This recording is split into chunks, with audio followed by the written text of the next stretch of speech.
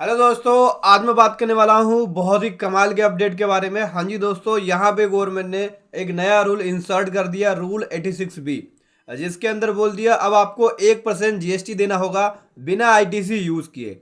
हाँ जी दोस्तों, 1% जीएसटी देना होगा आईटीसी यूज किए बिना। तो दोस्तों, इसको समझने के लिए बने रहे मेरे साथ वीडियो के एंड तक। तो दोस्तों, बात करने वाला हूँ इस नोटिफिकेशन के बारे में। नोटिफिकेशन नंबर 94/2020 जो कि 22 दिसंबर 2020 को आया है, जिसके अंदर गवर्नमेंट ने यहाँ पे एक नया रूल इंसर्ट किया है, रूल 86B। अगर आप इस नोटिफिकेशन को डाउनलोड करना चाहते हैं तो इसका लिंक वीडियो के डिस्क्रिप्शन में मिल जाएगा। और दोस्तों, यह सीजीएसटी रूल का 14th अमेंडमेंट। सो गाइज, यहाँ पे देख सकते हैं 9वें पॉइंट में यहाँ पे एक नया रूल इंसर्ट किया गया रूल 86A के बाद। रूल 86A क्या है? ये blocking of input credit ledger के बारे में बोलता है, मतलब आपके क्रेडिट लेजर को ब्लॉक कर देता है, उसके बारे में बोलता है रूल 86A। अब यहाँ पे 1 जनवरी 2021 से एक नया रूल इंसर्ट किया जा रहा है, जिसको रूल 86B बोला जा रहा है। तो ये रूल किसके लिए है? ये रिस्ट्रिक्शन लगाता है आईटीसी को यूज करने पे जो आपके इलेक्ट्रॉनिक क्रेडिट लेजर के अंदर अवेलेबल है। क्यों लगाता है रिस्ट्रिक्शन? यहाँ पे कुछ कंडीशंस है। तो यहाँ पे गवर्नमेंट कह रही है कि रजिस्टर्ड पर्सन यूज नहीं कर सकता जो उसके इलेक्ट्रॉनिक क्रेडिट लेजर के अंदर अमाउंट पड़ा है, मतलब कि आईटीसी जो पड़ा है आपके इलेक्ट्रॉनिक क्रेडिट लेजर में, उसे यूज नहीं कर सकता डिस्चार्ज करने के लिए टैक्स लाइबिलिटी को, जो उसका आउटपुट टैक्स बना है in excess of 99% of such tax liability. मतलब कि यहाँ पे रजिस्टर्ड पर्सन जो है अपनी आउटपुट टैक्स लाइबिलिटी को केवल आईटीसी का यूज करके 99% पे करेगा और 1% जो उसका टैक्स बनेगा वो कैश लेजर से पे करेगा। इन केस, कौन से केस के अंदर? जब यहाँ पे टैक्सेबल सप्लाई एक्सीड हो जाती है 50 लाख रुपीज से।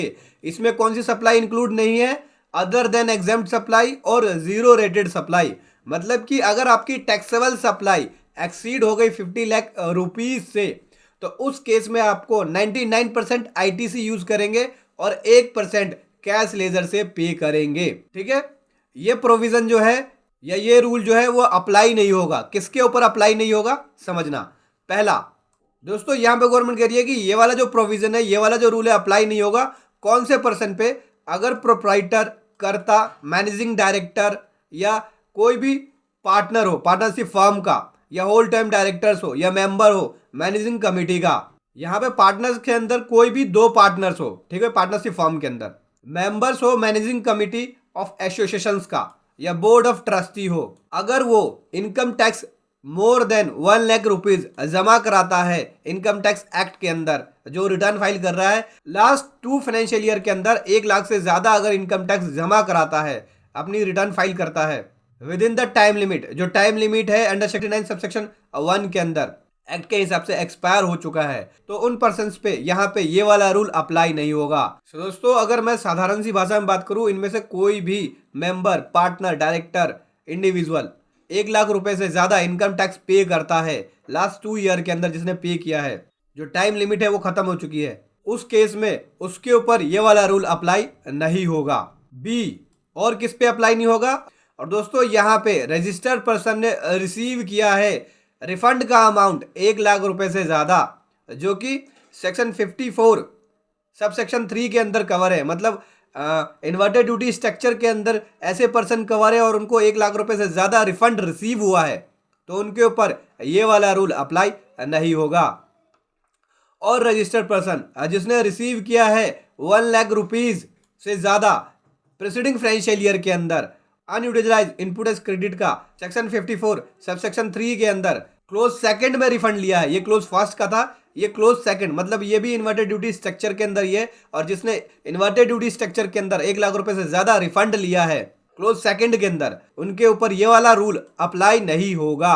अगला हम बात करें, अगर रजिस्टर्ड पर्सन जो डिस्चार्ज कर रहा है अपनी liability output tax electronic cash ledger से, जो कि एक्सेस है 1% से उसकी टोटल टैक्स लाइबिलिटी का, ये अप्लाई करना है cumulatively up to said month. मतलब कि करंट फाइनेंशियल ईयर के अंदर जिस दिन से ये रूल अप्लाई हो रहा है, 1 जनवरी से अप्लाई हो रहा है, तो दिसंबर तक आपको ये देखना है कि आपने कैश लेजर से जो अमाउंट जमा किया है, क्या वो आपके आउटपुट टैक्स लाइबिलिटी से एक्सेस है 1% से। अगर 1% से एक्सेस है तब आपके ऊपर ये वाला रूल अप्लाई नहीं होगा, और 1% से एक्सेस नहीं है तब आपके ऊपर ये वाला रूल अप्लाई हो जाएगा। मतलब कि जो भी आप टैक्स पे कर रहे हैं, आप कैश लेजर से पे कर रहे हैं और आपकी आउटपुट टैक्स लायबिलिटी ज़्यादा है, जो आपने कैश लेजर से जमा कराया है 1% से ज़्यादा है, तो उस केस में आपके ऊपर अप्लाई नहीं होगा, और 1% से कम है तो उस केस में अप्लाई हो जाएगा।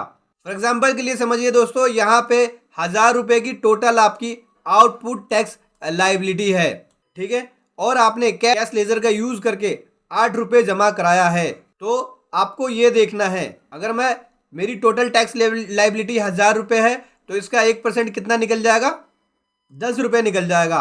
तो 10 रुपये का अमाउंट है और मैंने जमा करा दिया है 8 रुपये, तब मेरे ऊपर ये वाला रूल अप्लाई हो जाएगा, फिर मुझे जमा कराना पड़ेगा। और अगर मेरी 10 रुपये की लायबिलिटी बनी 1% और मैंने अपने कैश लेजर से 12 रुपये जमा करा दिए हैं, तो उस केस में ये वाला रूल मेरे ऊपर अप्लाई नहीं होगा। और दोस्तों किसके ऊपर अप्लाई नहीं होगा, अगर कोई गवर्नमेंट डिपार्टमेंट है, पब्लिक सेक्टर अंडरटेकिंग है, या फिर कोई लोकल अथॉरिटी है, या फिर कोई स्टैट्यूटरी बॉडी है, उसके ऊपर ये वाला जो रूल है अप्लाई नहीं होगा।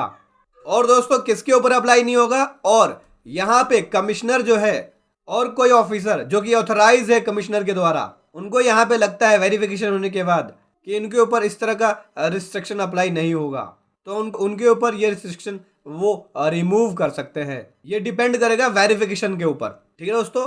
तो यहाँ पे ये बहुत ही बड़ा मेजर चेंजेस कर दिया है, बहुत ही बड़ा अपडेट आ गया जीएसटी के अंदर। अभी यहाँ पे टैक्स पेयर के ऊपर टैक्स लायबिलिटी का एक बर्डन बढ़ जाएगा, उसकी वर्किंग कैपिटल की रिक्वायरमेंट बढ़ जाएगी, क्योंकि यहाँ पे अब आपका अगर टैक्स लायबिलिटी बनता है और आपके ऊपर ये वाला जो फॉलोइंग पॉइंट से अप्लाई नहीं होता, तब आपको 1% का टैक्स जमा कराना पड़ेगा, वो भी कैश लेजर से।